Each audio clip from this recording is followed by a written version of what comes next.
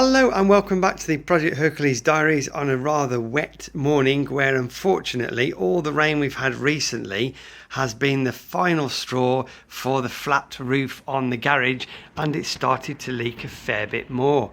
It's dripping quite a bit at the moment, which is why there's a motorbike cover on the 540.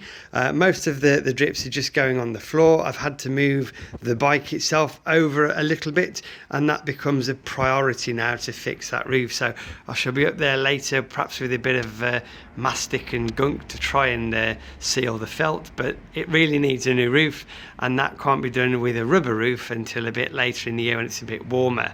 But the roof is coming to have a look this afternoon as well, give us a bit of advice, so at least we can stop the leak, because that isn't good at all. So that takes a bit of time, but in the meantime, what I'm planning to do for the rest of the day is to try and shave a bit off this piece here, which is going to attach the oil tank to the bike frame, because that's one of the next jobs on the oil tank over on the bench over there.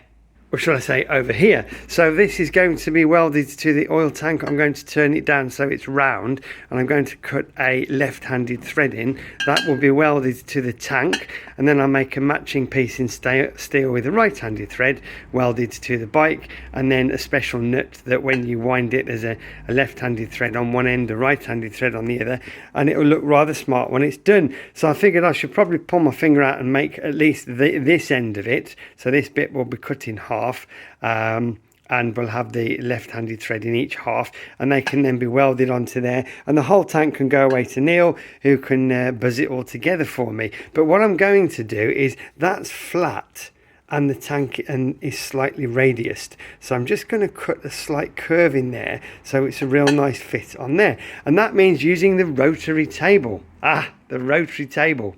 This rotary table, do you remember it? There was a bit of a side project started a while ago where I had a stepper motor bolted on here, and the intention was to drive this so I could motorise the rotary table. Well, I don't need to do that just to shave a bit off the end of there and put a curve on it. But it did remind me to get in touch with Nick, because Nick had very cleverly put together the whole circuit to drive the rotary table with a little LCD display. But we were struggling to get it anywhere neat. It was sort of like a dead bug, lots of spaghetti wiring on a breadboard, and while it worked a treat, it wasn't neat enough and it wasn't stable enough to put into a project box like that and connect it to either the CNC or at least initially as a standalone control. So it seemed like a good idea to get everything back together so I could finish this project of motorising the rotary table so it can then stay on the Bridgeport, and at the same time I can also shave a bit off there. So I've been in touch with Nick, and he sent me this little video of how he's made progress. So a really clever chap, Nick. You'll remember him. He's a tall blonde fella who occasionally makes a guest appearance on the videos. So that's a much neater arrangement there. That's everything we need. So it's an Arduino Pico. There's a 8828, I think, microstep driver there.